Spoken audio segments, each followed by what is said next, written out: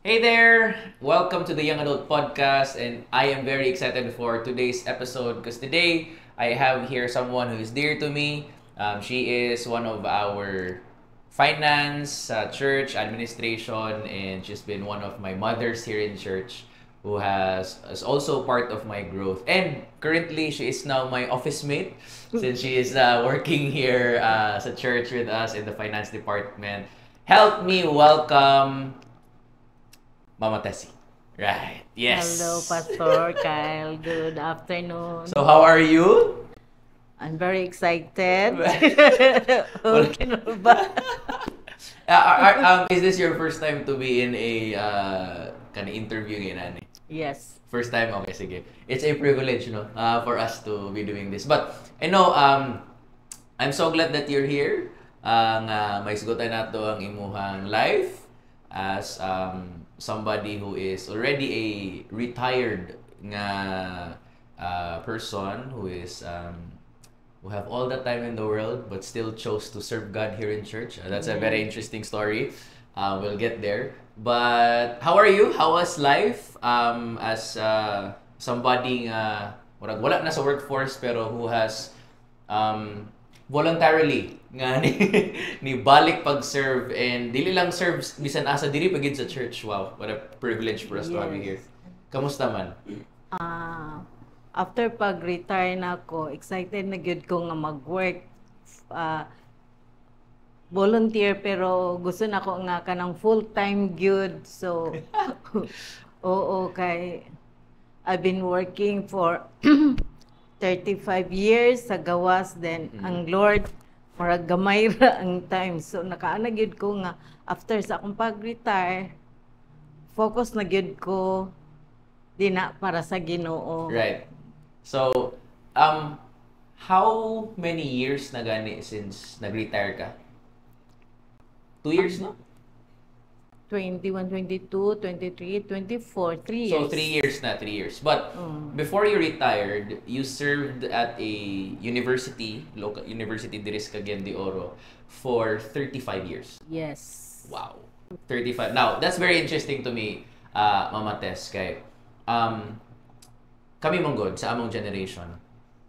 We are a type of generation nga medyo, we are known to be a generation nga dali lang mag-give up or dili kay mi ka kung dili mi malipay sa place muhawa lang mi diretso because we want really kanang some place nga happy me or work life balance or something like that, or our generation has been tag ba nga kaning generation nga murag dili ka kontento, dili ka himutang ba, dili ka stay put ana. But 35 years serving this same company, how did that happen? Like what was the process ana nga time?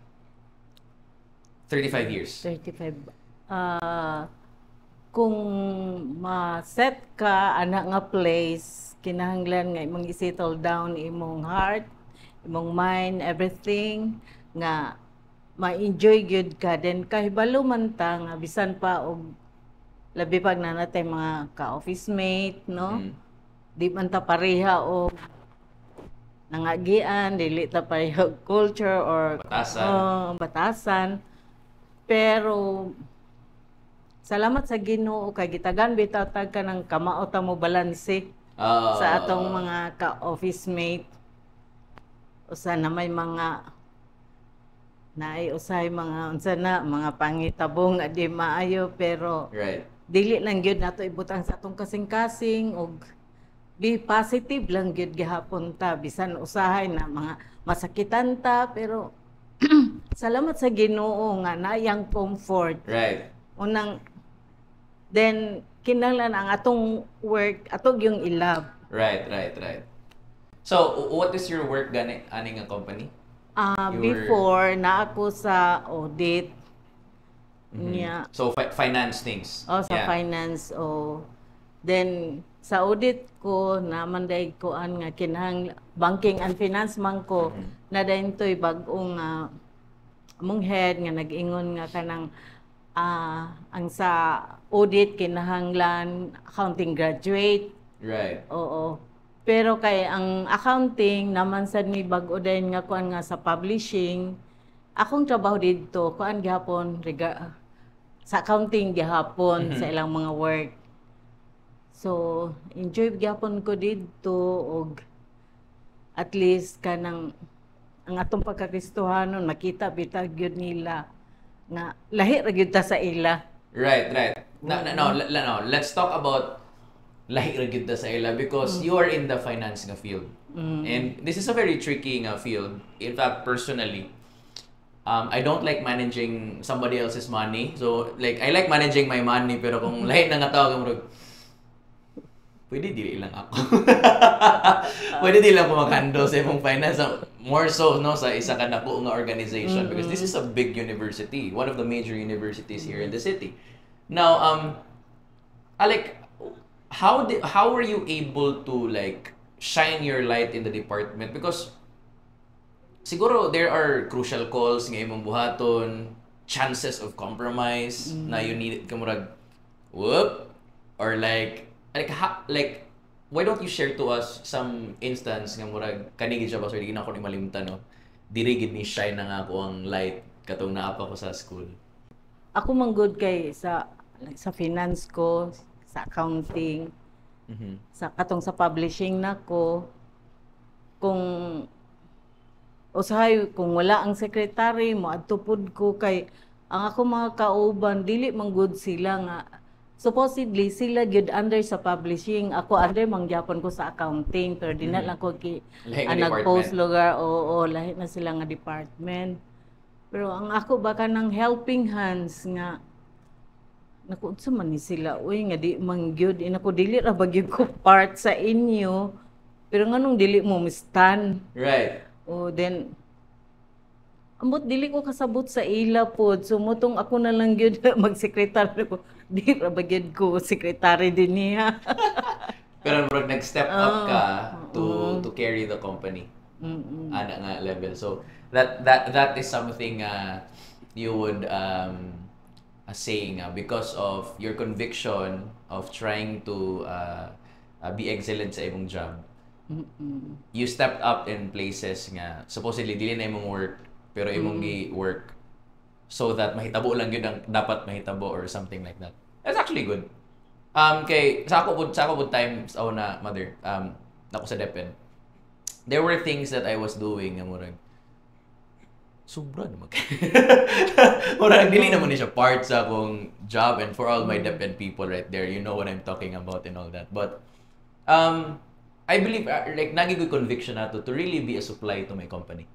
To really give my best and bring at least our school no to another level and have an impact while I'm there also. And gadumdum ko sa una natoy time nga kay di ba COVID man do sa una COVID onya those were the days nga na work from home arrangements ana and then namalihog ko sa akong principal kay ano ko nga ma'am kining I need to nalang ko pwede ba ko mag-work from home ani nga time so that nalang ko i-attend nga kwan sa house and all that. So iyang respond was like, sure sir, sige walay problema.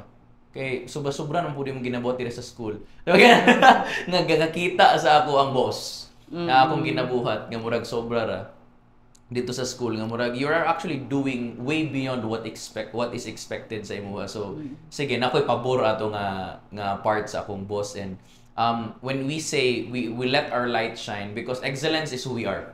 Right? I believe that as Christians that is really who we are and I believe napoy na sa imuha. Were there times nga sa imuhang of course 35 years medyo taas-taas din na daghan na siya ng circumstance pero were there any time in your career where like imong boss kay nagi nindot nga pabor sa imuha nga murag okay ra test go lang kay sige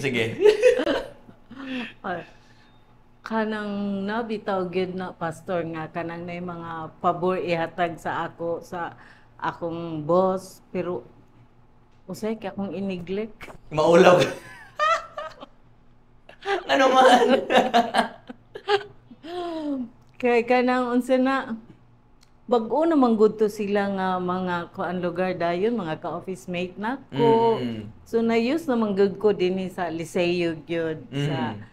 accounting o maski sa mga urban offices Aha. kay makuan man gid nako sila gihapon malabilo. Pero katong sa lain naman good kaning sa academy ba? Mm. Katong sa IS dito sa kuan Kaswagan. Ito international school nila ni Madam. Kanina ko lang mga bag-o man to di lang sir di lang ko dito. So, na murag promotion or something like that. Pero ikaw ang murag ni, ayaw lang ko. Diri lang si, wow, ano man. Kay bag-o lang, di lang ka gusto nga, kuan, you wanna stay dito sa Liceo and all that. Pero ikaw ang nineglect sa blessing. Lord, ayaw na eh. Twice gid to siya nagkuan sa ako ingon siya din nga kanang test mobalik lang ka sa kuan na po sa audit kay kanang wala ni kauban to akong among head sa una. Wala sir, madlok man ako dito sir uy.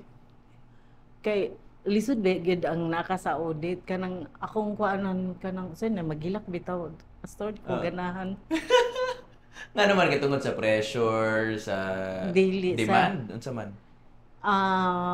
Kanang mag-audit magud mi usahay. Aha. So nay mga kuanda yun. Wala ka ma'am, kuan kanang mo ba? Ma'am, pasaylo ako ma'am. Kay tungod kay naay unsa man discrepancies mga nana. Ang amo magud pa sir kay kanang mag-audit mi usay kung na exam. Okay. Kung walay kanang ilang admission, ilang permit na sa di magyud makuanan pastor nga na mag-estudyante nga wala. Lagi. Then makatawa ko kay kaning sa engineering pag makita namin nga magnaa ay kuan siya test kanang unsa ni exam kuan ni siya kanang exam lang nga dili gyud pang prelim midterm ingon ana kuan lang ni kanang burag kuan lang nila ba nga regular nga exam. Right. Oh, so dili mi madto. Nya ang uban manggod kay kanang i-check man namo sa ilang resibo kung mo intact ba kay namanggoy uban nga manggulam rag resibo sa kera to ana. Pero dili mao ang ngalan. Lagi tama para lang gyud nga ma-admit and all that. Yeah. So maghimo mig report ana. So ang mga faculty, mga instructor, mahadlok gid sila. Manang uban lo ka nang ayaw lang kay syempre among report mo kuan man sa ilag yun unsa na ma-call ilang attention. Like, ako ka-imagine sa imo, gakahadlok ang mga students sa imo ha. And wa sila kabalo nga you are one of the sweetest person in the world. Job lang gid nimo nga to hold them accountable nga hey, this is how we do things here in school.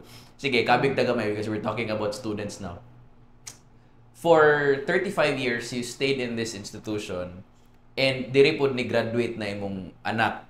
Like tibok education ni Shin is from kinder loyalty award yes, up pastor. until college and all that, you know.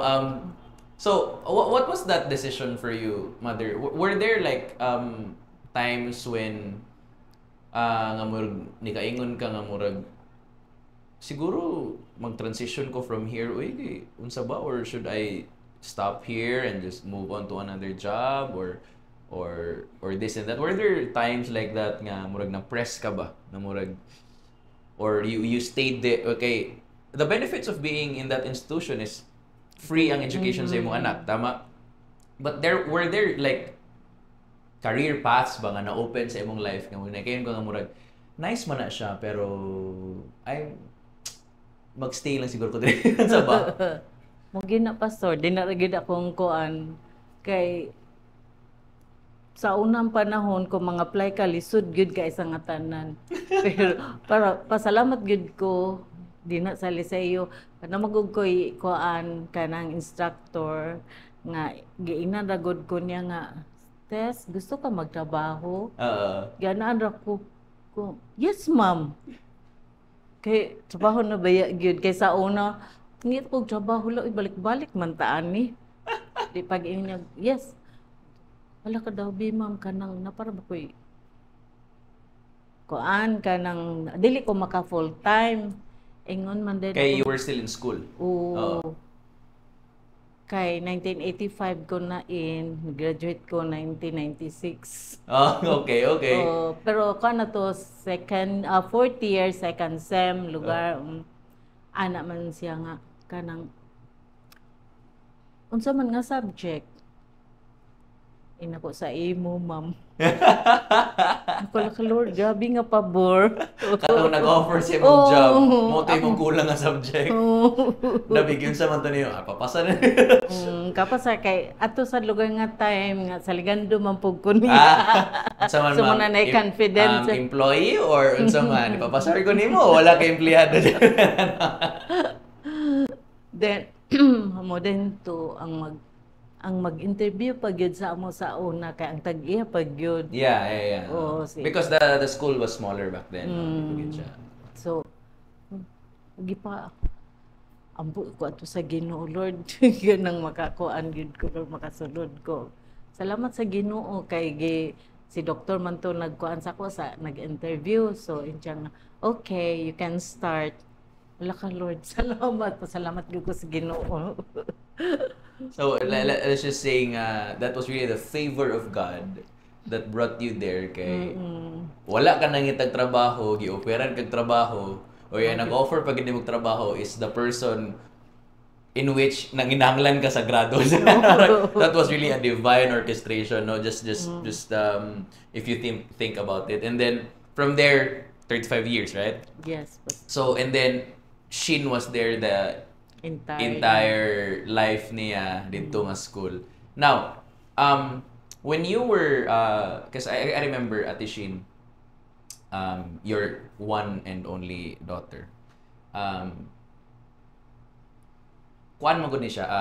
I joined New Life. She was already a teenager. I remember before, nag-debut siya sa church. Yes. Niya, napag-check atong gipanghatag nga mga giveaway nga Proverbs 31 woman and all that. Nahin nato si mama.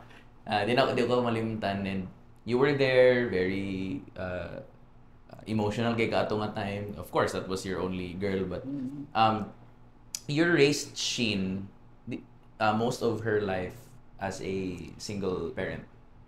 Or mga pag second year niya ato pa so nagkuan na din. nga college as a high school. So most of her life you raised her as a single mom. Tama. And that's a something vulnerable time nga we wanna talk about, and if there are parts here nga medyo story natin na storya. Wala gi problema, pero I just wanna dig into this because maybe some of our young adults who are listening here are single parents, right? And Ate Shin is, let's just say, right now she lives a very comfortable life. Yes. Has a wonderful job, right? Yes. Like kana bitong earning dollars, spending pesos. So that's really who Ate Shin is, no? She is married to a wonderful guy. Is a very good man. Shout out to her husband, no? MB. And basically, you have raised her well, si Shin. And she's a good friend. She's somebody nga who would really, I would remember, wala gito'y palya. Every single Christmas, magpa-party siya sa mga kids. Right?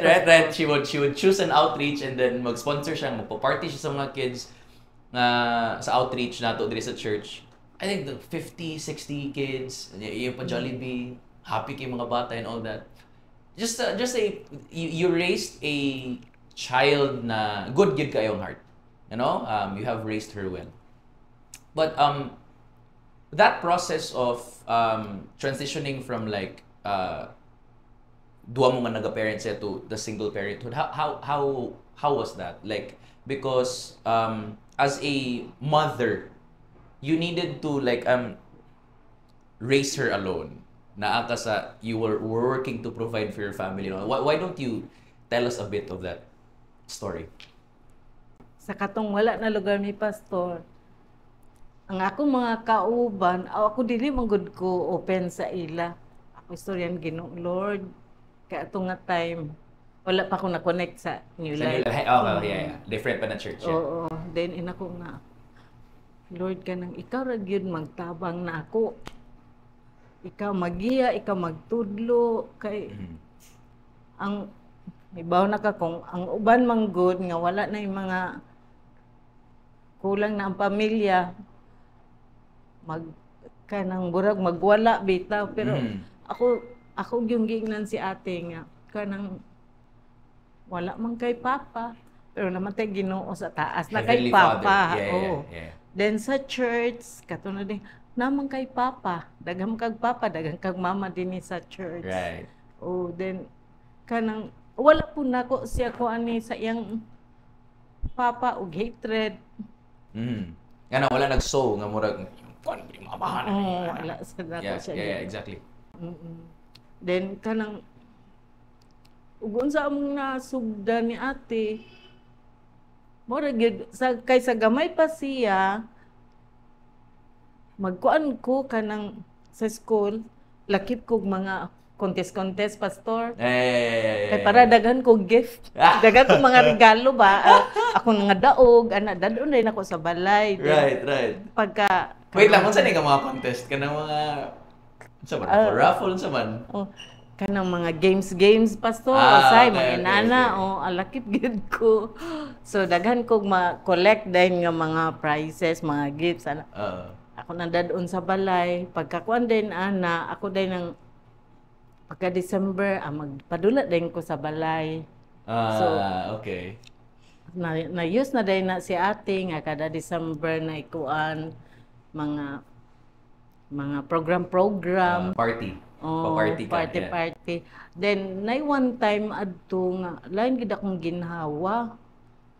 Unag di lang tanan kay mura man ko gahilantanon. Ana man siya ma. Sige lang ma ako ma ako. Siya yung magpa-party. Siya nagtabang gyapon ko kuan sa iya kanang preparar unsa na unya siya din dito nag-mic. Nya daw bi karon kay kanang na day mga silingan pud namo nga mo nay mga hatag pa pastor. Nako i-acknowledge dahin to na sumagyaday nang ikuan. Di mo to permi gid to kada December nagali gid toy kanang dako na siya siya nga mami kanang di gid nako malimtan tong sa una nga gagmay pa daw sila ana nga bibo nya bisa ginagmay lagi pastor. Ana din ko'y magulang matag na ko'y 100. Ang 100 ako nang tag piso-piso. O mag games din sila. Taga na kong tag G's. O lang daw. Price. O price. Di malipay na din to sila kaayo. So mao nakita ni ate nga kanang mga pag December, sa mga kuan.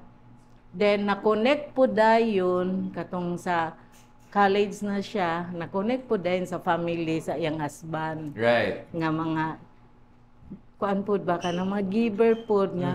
O sige kanang atong i-continue ang pagkuan. Yeah. Pang kuan kaning sa party sa mga bata. Nya. Ang uban gali hala ka kanang nadi ngun anong wala man mo nagsaba. So nadaghan na din to. Then ato na sa din gali tong lakip na ko ang sa Mother's Day. Anak na po din sila no mga mothers lagi.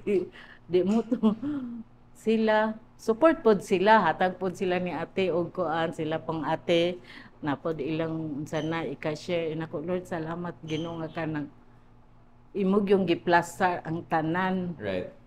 Na sa karon di mo gyapon sila yang husband ug magkuan lagi ko may raman din hindi yan malaking bagay mama basta ang istoryahan ko dili gyud they remain to be really generous until now. Yes pastor gyud. When you were raising her as of course kamo lang duha, you would bring her with you to church. Yes pastor. And connect her to the church. Why was that? What was the motivation, your motivation? Anong imo magid siyang dalon sa church? What was the heart behind that? Nga murag ali diri nak manimbag yun ta, di ba? Yeah, you told me that Yes. story. Kanang before adto pastor naman toy akong friend nga asa dali kaga church so dito then small group ra man gud to ina ko nga na kanang akong gusto nga kanang mapareha sa una ba nga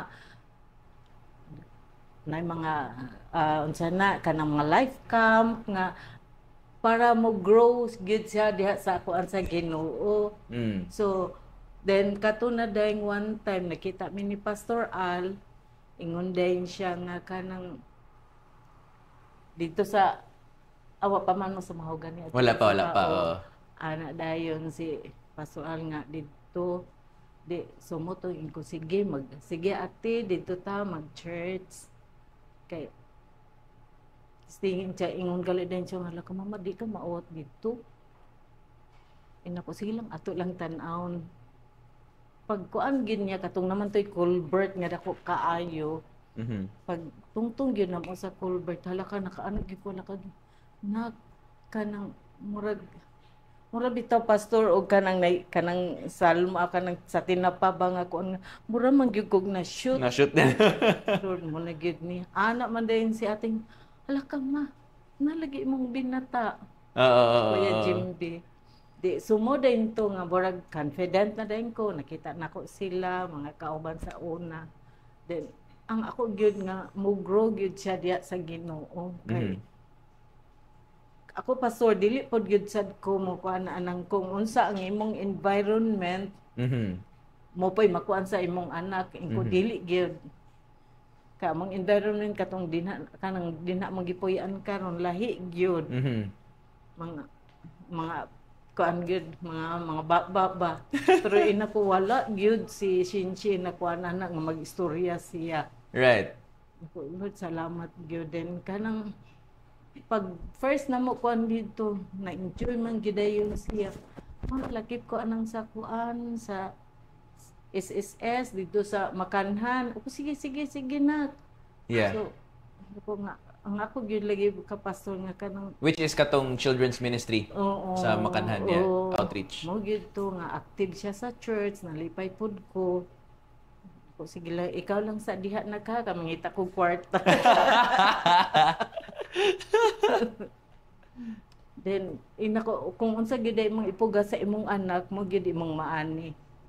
So basically, that was like train up a child Oh yes, in the way that he should go, and when he is old, you will not depart from it. Now, very important tong imong giingon ganina nga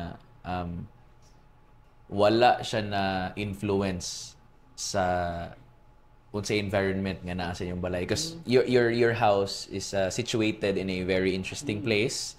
Medyo sagulang mga tao. Not everyone there is a Christian. You're surrounded with not so godly people. Libutan natin yan na lang. Pastor. But to see her nga karon nga inana ang iyahang kahimtang, inana iyang values nga system. I was reminded sa giingon ni Pastor Paul, ana siya nga inheritance is what you give to your kids. Yes. Mo nang inheritance. It is what you give them. But legacy is what you deposit in them.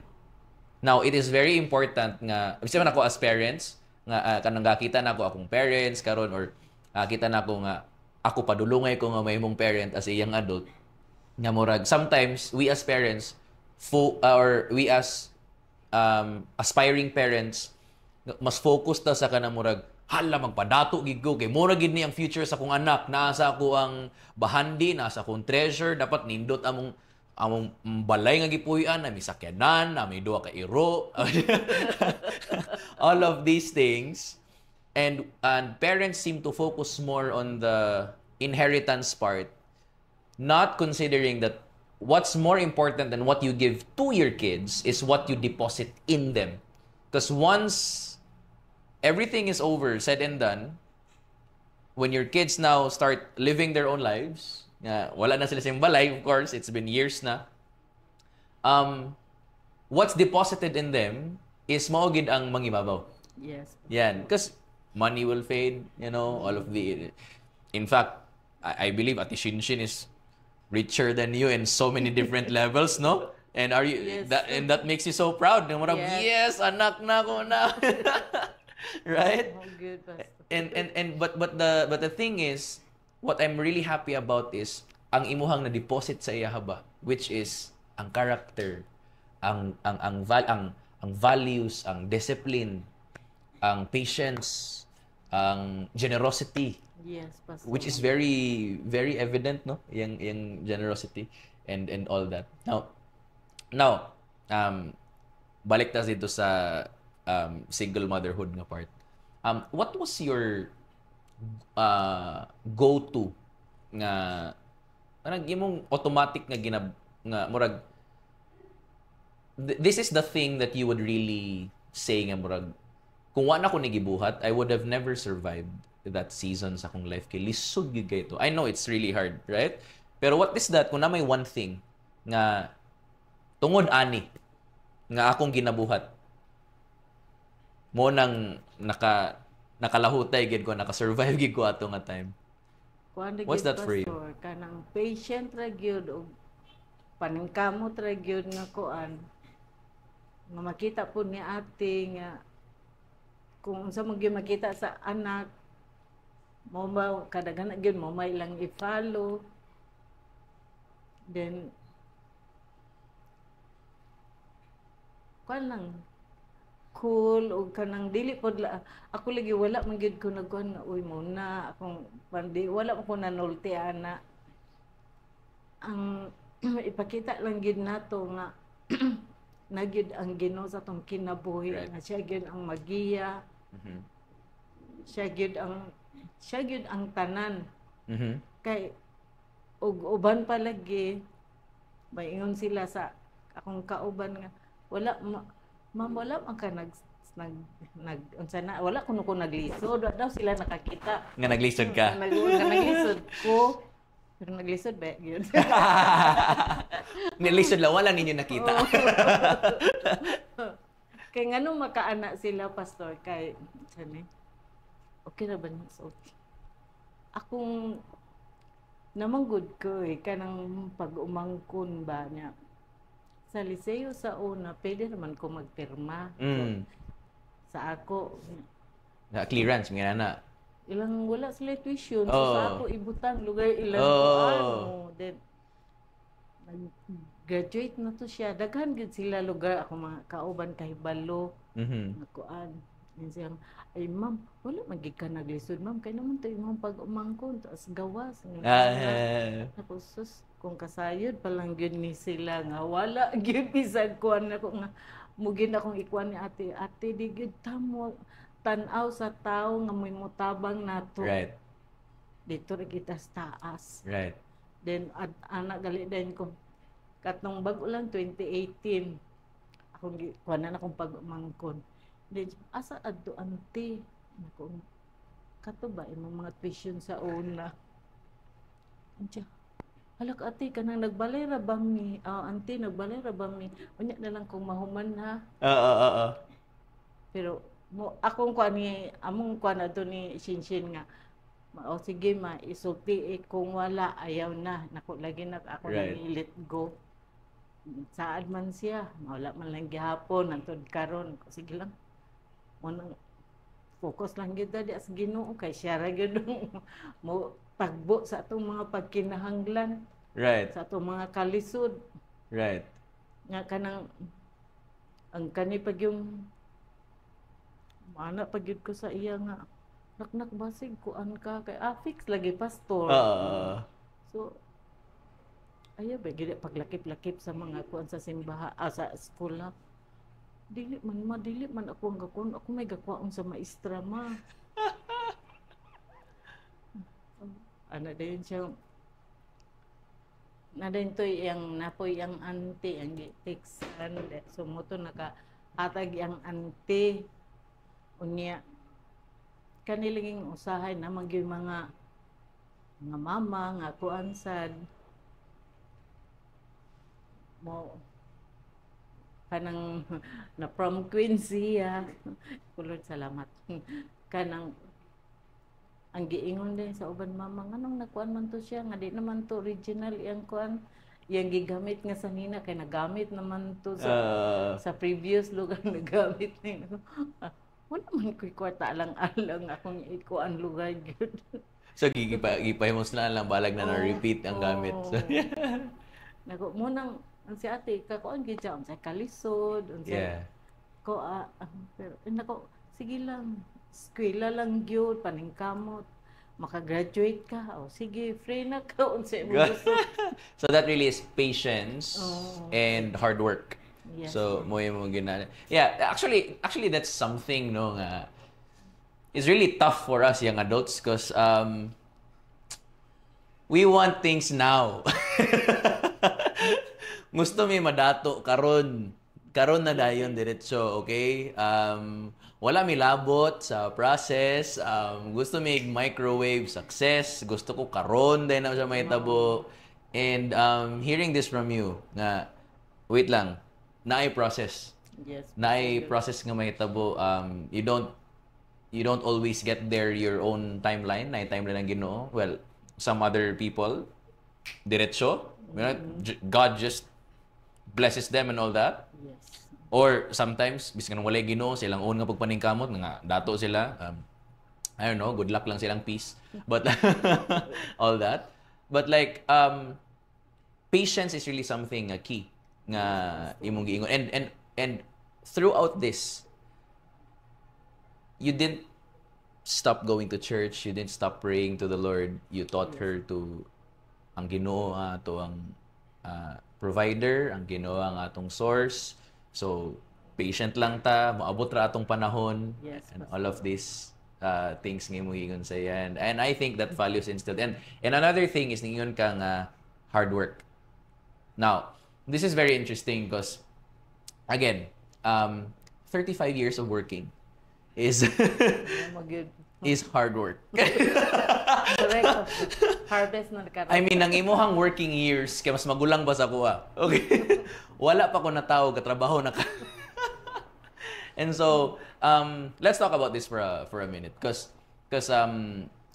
especially in the Christian circle, where we talk about palambuon ka sa Ginoo, padatuon ka sa Ginoo, and everybody goes to business because there's a notion nga karon ang mga especially sa young adults karon nga everybody is called to be an entrepreneur or mahimong negosyante tanan tao mahimong negosyante. And let me hear your kuan kanang insight ani because did you go into business or like business nga own mo nga business or wala? Wala. Employment all throughout. Did God tell you to go into business ever sa imong life? Wala pa. Wala po. He was just telling you nga, okay, Tess, I just really want you to be faithful with this company and serve here. More ginaya nga peace. Because again, very dangerous thing amongst Christians is we think that business is the only way. Like, kung dili ka negosyante, you're a loser, right? Like, or that is the only way. Okay? But, like, let me pick your brains a minute, aning aside, because 35 years of employment, maybe, you have a lot of things to say. Like, how did you manage, no? That kind of patience? Because it's easy to say patience, eh. It's easy to say nga, murag, be patient lang, relax lang, maabot lang imong time. But like, how did you manage that? Because probably na kay mga with the 35 years nga imong gi-stay na kay mga kauban sa trabaho nga hala nagundang sila tas nagnegosyo tas di natuog sa mo na ba or like nahawa sila sa work niya balin sila job niya ni mas nilambo sila maayo pastor. yeah so, daghan were you tempted to like ako sad siguro no wala pastor. Tingkol plano gid siguro tanan sa Ginoo pastor. Then karon unsa na after atong sa karon pastor nalugar ko'y kibali boarding house. So while you were employed, you were building this also sa imong balay.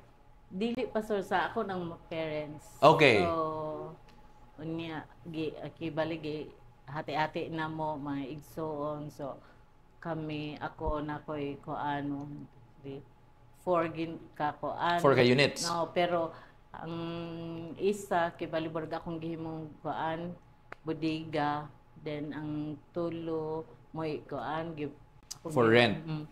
Pero mo ana man gud si ate nga mama, ayaw na pagkuan para di maglabad imong ulo. So akong gikuan sa akong sister-in-law, ko sige ika mag-manage Ikaw mag-manage. o magtunga lang ta ug sa income. So mao na. Salamat sa Ginoo. Og kani ding atong sa builders meeting. Lately lang nakakuan din ko bang hala ba? Kani akong makuan ma-income sa akong boarding house tanan. Ako ning ihatag sa Ginoo. So nang ako sa gikuan sa Ginoo, inako nga kung magkuan man gud sa Ginoo, di man kita maalkansi gyud. Right. So Balik ra gyapon no. Balik ra gyud gapon pastor. Nako lagi di gyud ta mo di lagi na to i-withhold atong mga kwarta kay Oo. iya ra gyud na. Now, especially for you, again, you have worked for 35 years and now you voluntarily chose to work here in church. So was that decision like kanang murag finally nanagid ko sa work nga gusto nako i-work? Ana ba siya for you? Murag anak ni pastor. So like, yes, finally maka-stop na ko sa akong job and all. But here's the thing. During that time, for the longest time nanagid ka sa finance office per me. Gothic pa ta. Murag na ka dito kamusta man sila? Dito na kagayap na sa offering. Kamo na itig deposit, mga magpirma sa among mga request, magunsa-unsa dito. For the longest time, you were already serving there. And then you chose to be here in church. Now, here's siguro, this is a young adult podcast, but like, naamo ko yung notion sa young adults nga, especially sa amo nga, pag youth pa, wala pa'y trabaho, of course, active gina sa church kay wala biya day work ana murag ang eskwela kay murag eskwela ra man ano bitaw murag asif dili lisod ang eskwela but like okay tas pagka nagka-work na nawala na sa church but you all throughout your years naagid ka sa church for me you never disconnected yourself from the church tama and you are actively serving of course in the dito magig ka sa imong gift no which is the finance department and all that. That's why it's very important nga for people to know nga your gifts and your callings or the gifts and callings that are celebrated here in church are not just limited to the singers and the drummers and the guitarists and the preachers and all that. Apil pud ning mga administrative nga side the church. These are celebrated here in the house of God. And maybe there are young adults listening to us right now nga murag wala ko talent sa kanta. Well, kung naki talent sa pag-audit o Yes, pag-handle og finance, please do so. Mag-volunteer ta. You're trustworthy to and you go through the volunteer process and all that. Sure, join us and But like wala ka ni bulag sa church, you're actively serving under the ministry of New Life. From the very start ba sa New Life no na ka no? Or years after pa? Probably mga 20 years. Naka sa New Life. Somewhere there. Unsa pa man to? 2004? Dili pastor. Murag kami la ng Minda. 2006. Yeah, so 18 years of being here in church, serving the Lord, supporting ministries. Sometimes makita pati ka mag-exhort, mag-workshop, ano ang mga things.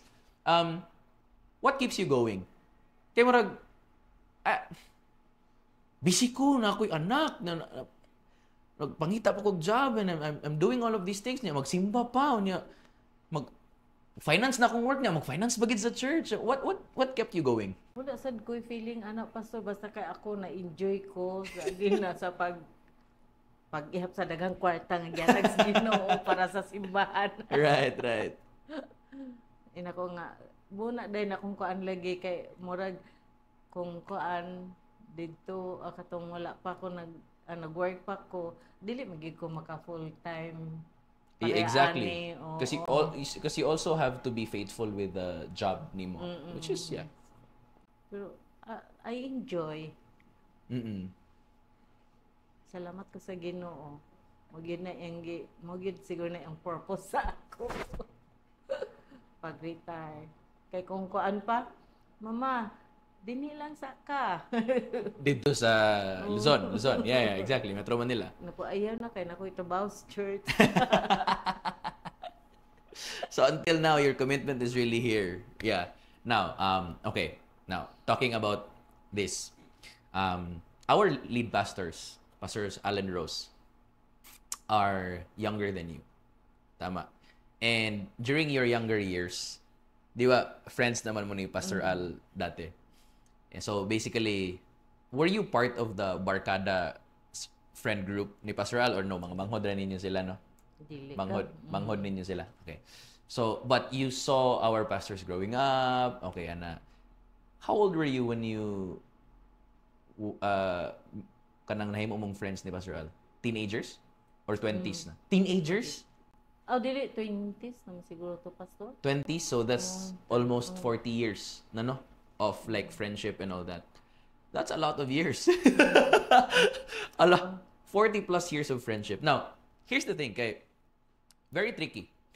Because in friendships like that, as you progress and grow in the church na set up and all that, and one really rule of like anything that work closely together is na friction, na familiarity nga kahitabo. But you are still here. You are still serving under their ministry, right? And maybe there were conflicts and all that, but you have outgrown that and you have progressed. How were you able to do that for, like, of course nagi friendship familiarity kay dili ba siya Pastor Al dati, siguro brother si Pastor Rose di siya Pastor Rose, Sister Rose siya dati, ana. How were you able to manage that as someone nga magulang pa gyud kanila, tama, and then you were placed under their ministry? What was your, like, how did you process that nga murag, yeah, mag-serve ko under their ministry biskan knowing nga murag manghud na ko na sila? How did that happen? Because of love siguro pastor, ug joy in serving. Wala ko nagtan-aw kung manghod nako sila or ang akong pagtanaw sa ila karon taas man sila sa ako. They are your pastors. Yes. Enjoy ko pastor. Sige lang na sila sa taas kay mamanggid na ang gikuan sa Ginoo sa ila. Yung calling, yeah. Oo. Pero wala ko'y heartaches nga unsa na ako nga mo serve ko sa Ginoo, serve ko sa ila. Right, exactly. So would you say na serving under their ministry is service to the Lord for you? Right? Would you also say you were called by God to serve under their ministry? Yeah. Yes, pastor. That is amazing right there because again, in this generation, everybody wants to be on the top, right? Like, gusto ko ako CEO, okay? Gusto ko ako pastor. Mas dato ko sa imuha, ako mang pastor. Okay? Nobody wants to serve people. They want to be on the top. They want to be the boss. They want to be, and of course, a Christian circle, you are the head and not the tail. Ay, mas maayo, ikaw na yung mangulo-ngulo diya. And mas bright pa mga kay pastor, pag himo na lagi mong own nga simbahan. Unsa ba? Or mas dato ko mga kay pastor, ay mas maayo, magtukod na lang kag building, kunya mag-hire kag pastor. Kaya na nga mga things. So, but seeing you here in church, even in your young adult na years, you have already served the church and all that. And you were already connected here. But like, I really admire the commitment and the loyalty and the consistency nga imong gipakita kina pastors. You know, something na ako as a person nga naga-serve under their ministry as well. Kaya I started serving here in New Life. I was 12 years old. So, that's already 15 years. So, medyo taon-taon na po ko din sa New Life. I started worship team and then karon anton sa nahimong administrative na ko nga arm sa church and all that. But, again, nakita na ako imong consistency nga naagid ka permi. Sa tanan nga tuig nga naa ko diri nga church, naarigid ka dito. Ana, plaster lang sa budget and finance, nagauban mo together with all of the leadership team, you're just supporting Pastor Al, and it actually takes strength to be humble like that. Nga there is a sense of like, I think this is what God wants me to do. And so if this is what God wants me to do, I will be content. Na I won't ask for anything else because this is what God wants me to do. Na dili ko magpakahiro nga magpakapastor nga sige ikaw ako magpastor. Kay magulang pa ko nimo or mas bright. No. You actually took the position or the humble position of serving our pastors in that level nga inana. And that's a good thing right there because I also one of the things na atong gina-preach sa church man good is if you could be entrusted with little, you'll be entrusted with much. And sometimes namo ko yung notion nga if ma-entrust kog little things sa Ginoo, leader sa kasagag ginagmay, mahimo kang leader sa daghan. Ano bitaw mga things like that. But like okay, it doesn't really mean position at all times. It means maybe mas modako ang resources nga imong gina-manage diri sa church. Right? Because I believe like for Gothic pa ta sa una. I mean, there were really times nga medyo lisod gid to gyud. Yes, Pastor. Like our offerings were in the 5 digits, no? Salamat sa Ginoo sa 5 digits, no? Pero kulang gid siya. But like you stayed there all the way, prayed, and you helped the finance strategize, and unsa pa to yung gipang buhat sa mga fundraising na to sa una, no? Mga pang-encourage sa mga tao, napaytay ginatawag sa una nga hung-hung ministry na unos. Nahimo ba kang membro ana? Hala sige Brad, mo kailangan tag-assistance ani nga part. But you were steadfast and you stayed there all along the way, just supporting our pastors and leadership because you knew that you were called by God to do all of these things. And you see now your ministry has grown. Why? Because you are now managing, salamat sa Ginoo, dili na lang 5 digits, no? 6 digits na siya. Yes, Puhon, Pastor. may mong 7, may mong 8. Amen. In fact, 7 na gani, kaya natay building project. So, we're entrusted by God. I mean, you are entrusted by God as part of the finance team to manage all of these things because you were found to be good stewards of God's blessing. And kablo ko, Mother, ako lang ning gusto ingon. You cannot buy trust. Money cannot buy trust. Money cannot buy loyalty.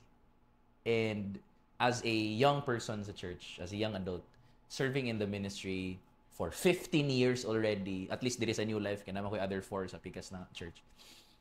I have seen that steadfastness of, you have exemplified nga murag, yes, you can serve the Lord based on the position that you're called in and just be steadfast there. Yeah. This is what I'm called to do. I'm gonna stay here. I don't need to do a lot of things nga wala ko gisugo sa Ginoo nga buhaton. Para lang yun aron ignon lang yun nga murag wow ana, you were one of the people I see nga steadfast lang yun sa ginabuhat, steadfast lang yun sa faith, steadfast lang yun sa pag-serve, and then the ministry has grown because of you. And you know what? I'm so happy that I get to do life with you here in church. Office mate na ko kakaroon. Thrice a week. There is a church, and I'm just really honored to be part of your world, and for you to be part of my world as well. There is a church, and we're gonna serve the Lord together. Yes. And we're gonna serve the leadership of our pastors until God tells us to transition and whatever. Asa tadalong si Ginoo, basin magtukod dag New Life sa Siargao, basin Yeah. sa man. So tanaw na to na. But these are things nga until God tells us to do something, we stay into the. Okay. Before we end this, to all of our young adults, just like Mama Tess here, there is one thing na I have, mother, na if you are in a place right now and you are faced with options, nga kani ang buhata, mama ali diri sa Metro Manila basin gusto ka sa iyahay day, and you are faced with opportunities nga kanang or are seemingly comfortable or mas nindot sa unsay naani mo ron. This is what I hold on to as a young adult as well, and you're one of the people who inspired me. If you do not have instruction for the next, for what to do next, or unsay imong buhaton, or what you will choose, where your foot will go as you move forward, just stick with the last thing that God told you. Na if walay giingon ng Ginoo sa imong buhatan na, if dili klaro, just stick with what God has told you. And for the longest time, you have shown nga you can stick with what God has told you for 35 years. And that takes a lot of patience and self-control. Because I bet daghan kay kag mas nindot nga opportunity, mas nindot nga lugar. I mean, Metro Manila is a much more comfortable place for you and all of that, but like you chose to be here because you had a word na diri ka mag-serve sa New Life Cagayan de Oro. So, for young adults, don't rush things. Even if it takes you 35 years to follow God for yourself, you are a testimony for that na yes, you can do it if you have patience. And so, Mother, if you can end this and talk with our young adults and encourage them or tell them something, a word of wisdom. Just look at this camera and go ahead. As mga young adults, I encourage you to listen to the Word of God. Kung unsay mga instructions sa Ginoo sa inyo, ayaw gid ninyo nga dili ninyo panumbalingon kay kung mo follow lang gyud ta sa instructions sa Ginoo, at the end na gyud tay mga rewards nga makuha. Dili reward dinhi sa kalibutan kundi dili rewards dito sa taas. And sa atong kinabuhi dinhi yatang aligrahon gihapon. Be faithful lang diha sa Ginoo. Encourage one another to go with the Lord. That's all. Wow. Wow. This is an episode of just really steadfastness and faithfulness and loyalty. You know, young adults, if you like this episode and you want more of this, just comment down below. Let us know. This is Kyle, your host for the Young Adult Podcast, and we're gonna see you soon.